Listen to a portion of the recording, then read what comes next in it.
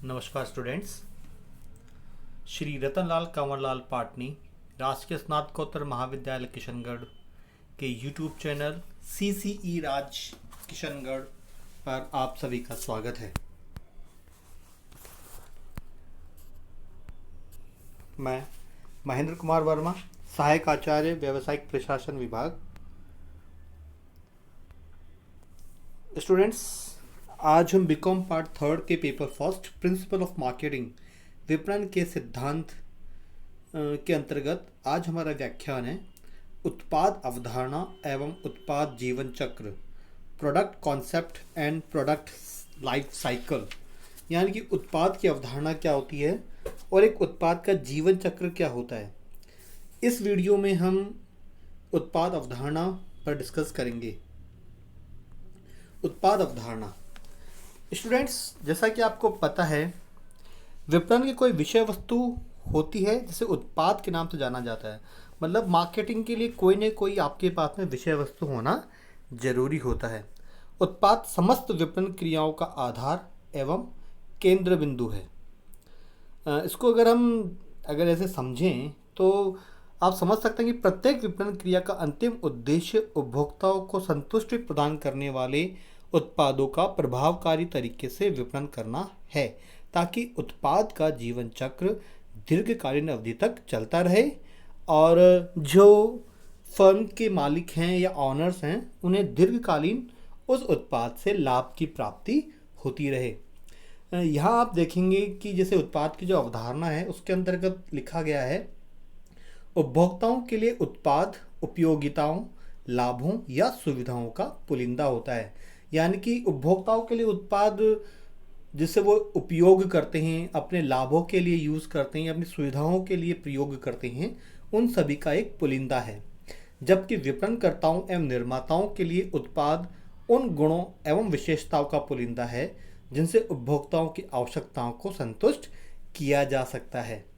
इस दृष्टि से यह कहा जा सकता है कि उत्पाद मूर्त तथा अमूर्त गुणों, यानी कि जो दिख सकते हैं या अदृश्य होते हैं, उन गुणों लक्षणों से युक्त वह कोई चीज़ है जिसे ग्राहकों की आवश्यकताओं की संतुष्टि के लिए बाजार में विक्रय हेतु प्रस्तुत किया जाता है। यानी कि इसको आप ऐसे भी समझ सकते हैं कि एक वस्तु या सेवा, उत्पाद के अंतर्गत हम दोनों चीज़ों को ही सम्मिलित करते हैं, जिसे आप छू सकते हैं या नहीं छू सकते, जो दिखाई भी देती है और दिखाई नहीं देती, मतलब दृश्य भी हो सकती है और अदृश्य भी हो सकती है। और उपभोक्ताओं के लिए उसका एक अलग अवधारणा है और जो निर्माता है उसके लिए उसकी अलग अवधारणा होती है। अब अगर हम परिभाषाओं के रूप में बात करें तो उत्पाद अवधारणा के रूप में या उत्पाद की जो परिभाषाएं हैं वो क्या क्या हो सकती हैं। इसमें सर्वप्रथम है स्टैंटन एवं उनके साथी लेखकों के अनुसार, यानी कि जो विद्वान है स्टैंटन और उनके जो साथी हैं उन्होंने इसके बारे में क्या कहा है। इसमें आप देखेंगे उत्पाद मूर्त या दर्शनीय। मूर्त मतलब जिसे आप देख सकते हैं या जिसे छू सकते हैं, तथा अमूर्त तथा अदृश्य विशेषताओं। अमूर्त मतलब जो दिखाई नहीं दे, जिसे आप छू नहीं सकते। विशेषताओं ऑब्लिक गुणों का समूह है जिनमें पैकेजिंग, रंग, किस्म तथा ब्रांड के साथ साथ विक्रेता की सेवाएं तथा ख्याल सम्मिलित है। कोई भी माल, सेवा, स्थान, व्यक्ति अथवा विचार उत्पाद हो सकता है। इसके अंतर्गत जो स्टैंटन जो लेखक हैं उन्होंने बहुत ही क्लियर या बहुत ही साफ सुथरे शब्दों में कहा है कि उत्पाद जो होता है वह माल हो सकता है, सेवा हो सकती है, कोई स्थान हो सकता है, कोई व्यक्ति हो सकता है या किसी व्यक्ति के विचार या ख्यालात भी हो सकते हैं। इन सभी चीज़ों को हम उत्पाद के अंतर्गत सम्मिलित करते हैं। इसके अंतर्गत आप देखेंगे कि जो माल है या जो व्यक्ति जिसे आप देख सकते हैं, जिसे छू सकते हैं, लेकिन जो सेवा होती है जिसे आप सर्विसेज कहते हैं, जिसके आप यूज़ करके उसका पे करते हैं, वो भी एक उत्पाद की श्रेणी में ही आता है। नेक्स्ट जो परिभाषा है वो है अमेरिकी विपणन संघ के अनुसार। उन्होंने लिखा है, जो अमेरिकन मार्केटिंग एसोसिएशन है, उन्होंने कहा है उत्पाद वह कोई भी चीज है जिसे ध्यानाकर्षण, अधिप्राप्ति या उपभोग बाजार में प्रस्तावित किया जा सकता है, जिनमें भौतिक वस्तुएं, सेवाएं, व्यक्तित्व, संघ तथा अपेक्षाएं सम्मिलित है। जो अमेरिकन मार्केटिंग एसोसिएशन है उसने कहा है कि ध्यानाकर्षण, जो आपका ध्यान आकर्षित करे, अधिप्राप्ति जैसे आपको कुछ ना कुछ प्राप्ति हो, उपभोग आप उसका उपभोग कर सके, ऐसी वस्तुएं बाजार में प्रस्तावित की जाती हैं जिनमें भौतिक वस्तुएं, सेवाएं, व्यक्ति और उनकी जो अपेक्षाएं हैं वो सम्मिलित होती हैं।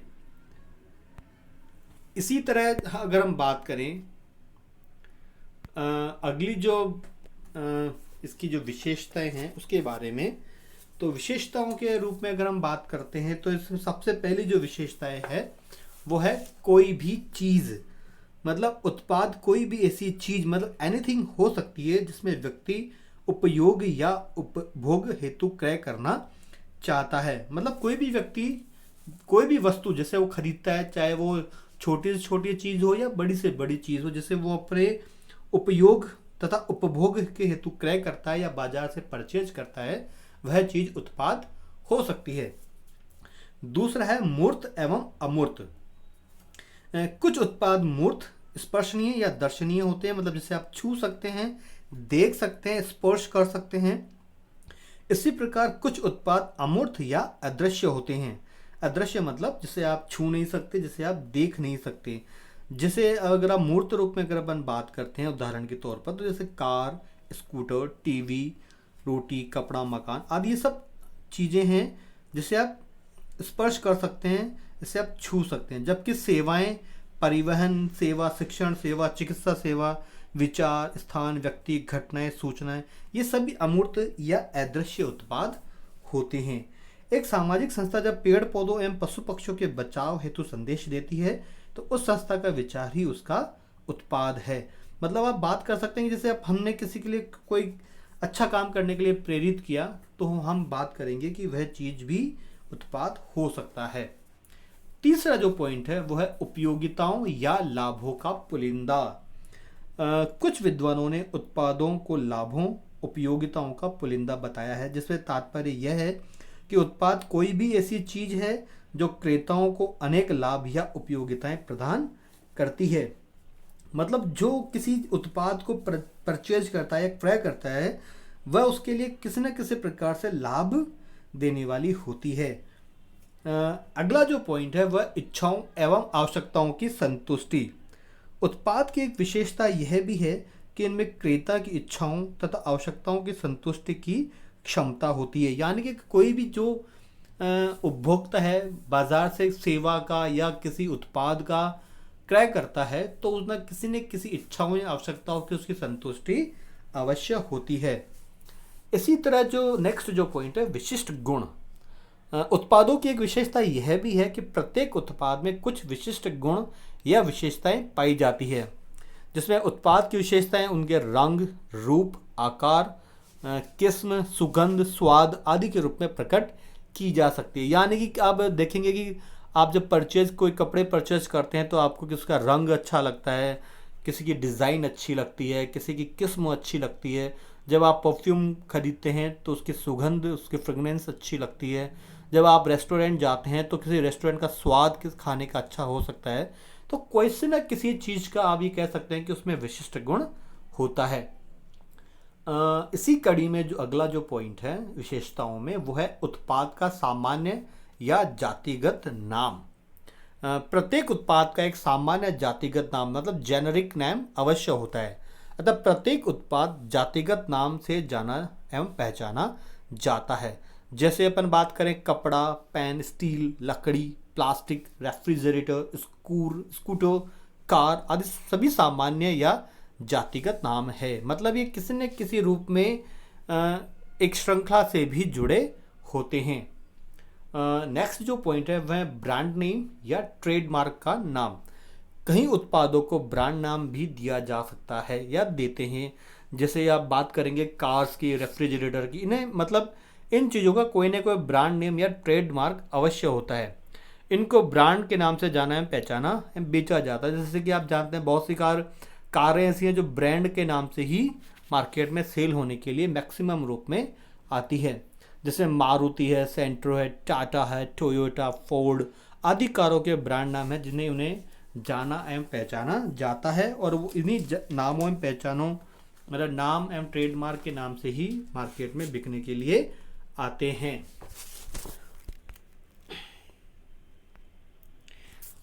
आगे अगर हम बात करें, जो नेक्स्ट जो इसकी विशेषता है वो है उत्पाद एवं पैकेजिंग का गहरा संबंध।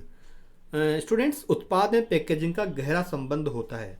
कभी कभी उत्पाद को पैकेजिंग से अलग करना संभव नहीं होता। यानी कि अब आप बात करेंगे कि अगर जिस वस्तु की या की पैकेजिंग बहुत अच्छी होती है तो वह मार्केट में बहुत अच्छी कीमत पर सेल होता है, या ग्राहक जो होते हैं उसे अच्छे से अच्छे मतलब जल्द से जल्द खरीदने के लिए आतुर रहते हैं। जैसे शेविंग क्रीम, टूथपेस्ट, सेंट आदि को पैकेजिंग से दूर नहीं किया जा सकता। अतः ऐसे उत्पाद का अस्तित्व ही पैकेजिंग पर निर्भर करता है। मतलब जितनी अच्छी उनकी बाहर से दिखावट होगी, जितनी मतलब उसका पैकेजिंग अच्छा होगा, वह मार्केट में उतना ही ज़्यादा बिकेगा। नेक्स्ट जो विशेषता है वो है मूल्य।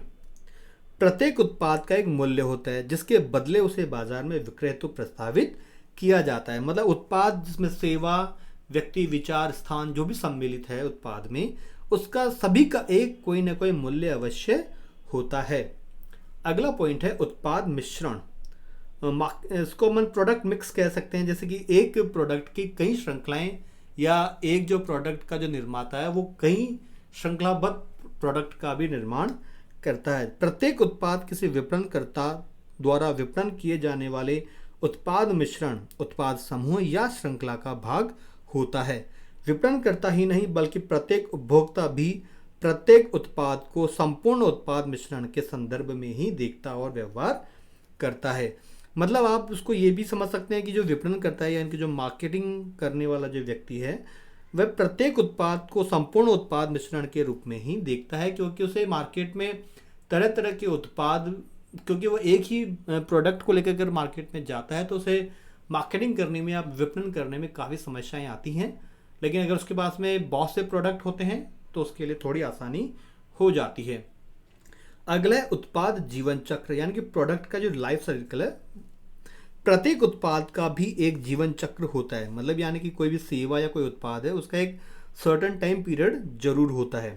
अतः प्रत्येक उत्पाद भी जन्म लेता है, धीरे धीरे विकास करता है और परिपक्वता की ओर बढ़ता है। तत्पश्चात संतृप्त होने के उपरांत पतन या मृत्यु की ओर अग्रसर हो जाता है। इस प्रकार प्रत्येक उत्पाद जन्म से मृत्यु तक की क्रमागत अवस्थाएं पार करते हुए अपना जीवन चक्र पूरा कर लेता है। मतलब आप कोई भी जैसे चीज़ अपन लेके आते हैं तो उसमें डेप्रिशिएशंस अवश्य होते हैं। अगर आप कोई गाड़ी खरीदते हैं या कोई वस्तु खरीदते हैं तो एक सर्टेन टाइम पीरियड के बाद में उसके जो लाइफ है वो समाप्ति की ओर अग्रसर होती है। अगला है प्रतीकार्थ या संकेतार्थ, मतलब सिंबॉलिक मीनिंग। प्रत्येक उत्पाद का कुछ प्रतीकार्थ या संकेतार्थ होता है।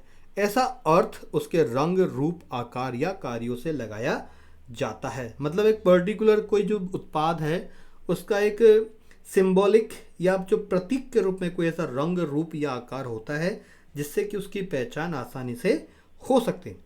कुछ लोग किसी उत्पाद को प्रतिष्ठा का प्रतीक मानते हैं तो कुछ अन्य लोग अच्छी निष्पादन क्षमता का प्रतीक मानते हैं। जैसे होंडा मोटरसाइकिल का नाम लेते ही कोई छात्र यह मान सकता है कि इसके खरीदने पर उसे कम खर्च पर सवारी ही नहीं मिलेगी बल्कि उसकी सामाजिक प्रतिष्ठा भी बढ़ेगी। मतलब अगर अपन सोसाइटी में रहते हैं तो जो से महंगी कार कोई लाता है तो वो एक उसका एक लग्जीरियस लाइफ का संकेत भी समाज की ओर दे सकता है कि अगर इतनी महंगी कार अगर ये अफोर्ड करता है तो इसके लाइफ या इसकी जो लाइफस्टाइल है या इसके जो इनकम ऑफ सोर्स है वो अच्छे होंगे।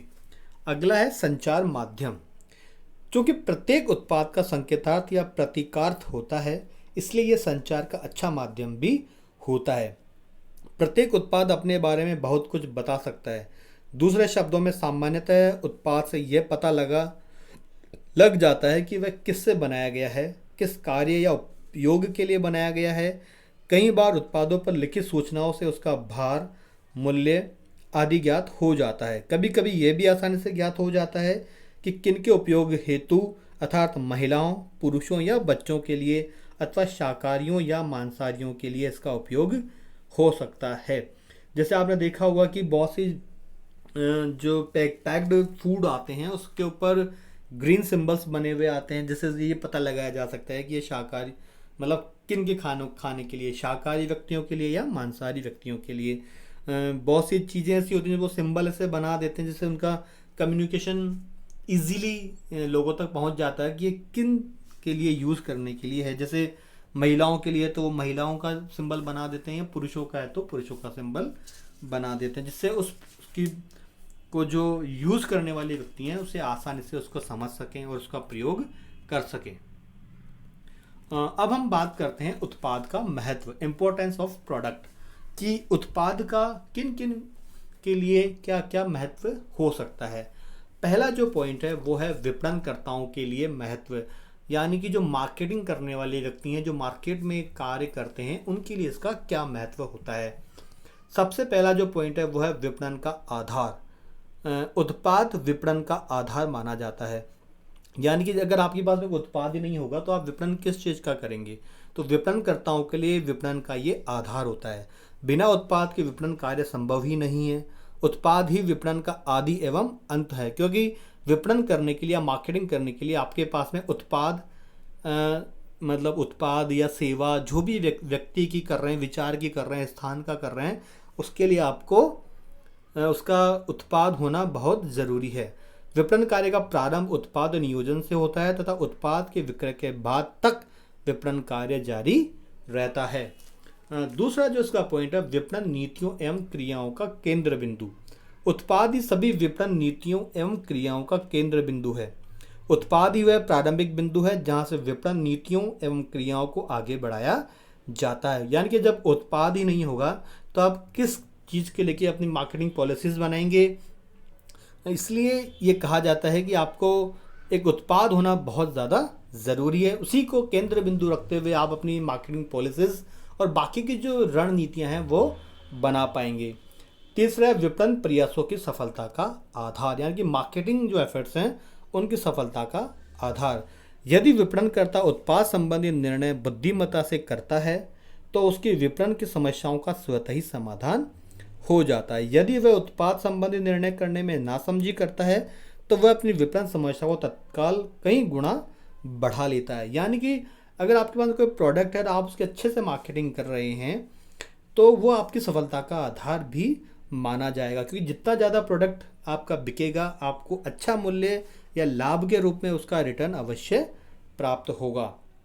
अगला जो पॉइंट है वह संस्था के लाभों का निर्धारक। उत्पाद ही संस्था के लाभों का निर्धारक होता है। अच्छा उत्पाद ग्राहकों को संतुष्ट करता है, परिणाम स्वरूप संस्था का विक्रय बढ़ता है और उससे संस्था के लाभ भी बढ़ते हैं। विपरीत स्थिति में संस्था के लाभ सीमित ही नहीं रहते, बल्कि कभी कभी तो संस्था को हानि भी उठानी पड़ती है। मतलब संस्था के लाभों का निर्धारक इसको अपन ऐसे भी कह सकते हैं कि जब उत्पाद होता है तभी वह मार्केट में जाएगा, उस संस्था को रिप्रेजेंट करेगा और उसकी जितनी ज़्यादा सेल होगी उसकी सफलता भी उससे ही ज़्यादा रिलेटेड रहेगी। अगला है संस्था की सफलता का निर्धारक। एक विद्वान के अनुसार उत्पाद सर्वाधिक प्रभावी घटक है जो संस्था की सफलता को निर्धारित करता है। वास्तव में संस्था की दीर्घकालीन सफलता अच्छे उत्पादों पर ही निर्भर करती है। कई बार घटिया उत्पादों का सफल विपणन कर दिया जाता है, किंतु ऐसा सदैव संभव नहीं होता और लंबे समय तक तो कतई नहीं होता। नेक्स्ट जो पॉइंट है, संस्था की ख्याति में वृद्धि, यानी कि फर्म की जो गुडविल है उसमें इंक्रीज भी प्रोडक्ट की वजह से ही होता है। यानी अच्छे प्रोडक्ट की वजह से अच्छे उत्पाद संस्था की ख्याति में वृद्धि करते हैं। वस्तुतः संतुष्ट ग्राहक संस्था एवं उसके उत्पादों की दूसरों के समक्ष प्रशंसा करते हैं। इससे संस्था का मौखिक प्रचार तो होता ही है, यही मौखिक प्रचार संस्था की ख्याति को दिनों दिन उत्तरोत्तर बढ़ाने में भी महान योगदान देता है। यानी कि जितना अच्छा प्रोडक्ट होगा, जितनी अच्छी सर्विस उस प्रोडक्ट की होगी, जितने ज़्यादा संतुष्ट ग्राहक होंगे, संस्था की ख्याति भी उतनी ही आगे बढ़ती जाएगी। अब हम बात करें कि उत्पाद का उपभोक्ताओं के लिए क्या महत्व है। तो इसके लिए हम बात करेंगे कि सबसे जो पहला पॉइंट है वो है सेवा एवं संतुष्टि। अच्छा उत्पाद ही उपभोक्ताओं को सुविधा या सेवा एवं संतुष्टि प्रदान कर सकता है। मतलब अगर जितना अच्छा उत्पाद होगा एक ग्राहक को या उपभोक्ता को, उतनी ही अच्छी सेवा एवं संतुष्टि प्रदान करेगा। दूसरा है धन का सदुपयोग। अच्छे उत्पाद से उपभोक्ता के धन का सदुपयोग होता है। मतलब एक जो उपभोक्ता कोई उत्पाद खरीदता है, तो अगर अच्छा उत्पाद, अगर उसको लगता है कि मैंने अच्छा उत्पाद लिया है, तो धन का सदुपयोग उसको ऐसी तसल्ली मिलती है। तीसरा है कठिनाइयों एवं संकटों से मुक्ति। अच्छे उत्पाद से उपभोक्ताओं को कठिनाइयों एवं संकटों से मुक्ति मिल सकती है। लेकिन अगर वही उत्पाद अगर अच्छे नहीं होंगे तो वो उसकी कठिनाइयाँ एवं संकट भी बढ़ा सकते हैं। इसलिए संस्थाओं को चाहिए कि वह मार्केट में या अपने उपभोक्ताओं तक हमेशा अच्छे उत्पाद ही पहुंचाएं। अगला है जीवन स्तर एवं जीवन की किस्म में सुधार। इसमें हम अच्छा उत्पाद उपभोक्ता के एवं समाज के जीवन स्तर एवं जीवन की किस्म में भी सुधार कर सकता है। जो अच्छा उत्पाद यूज़ करता है तो इससे जो एक उपभोक्ता है उसके समाज के अंदर जो उसका जीवन स्तर है एवं जीवन की जो किस्म है, मतलब या इनकी वो क्वालिटी ऑफ लाइफ जो जीता है, उसमें भी सुधार होता है। अगला है प्रदूषण मुक्त।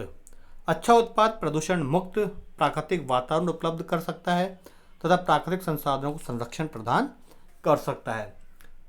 नेक्स्ट जो पॉइंट है, सामाजिक सांस्कृतिक एवं धार्मिक मूल्यों का संरक्षण।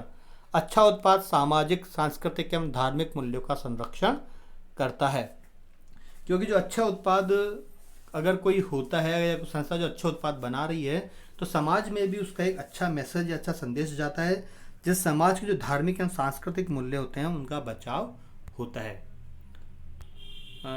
आज के इस वीडियो में स्टूडेंट इतना ही। आपको ये वीडियो कैसा लगा हमें ज़रूर बताएं। धन्यवाद।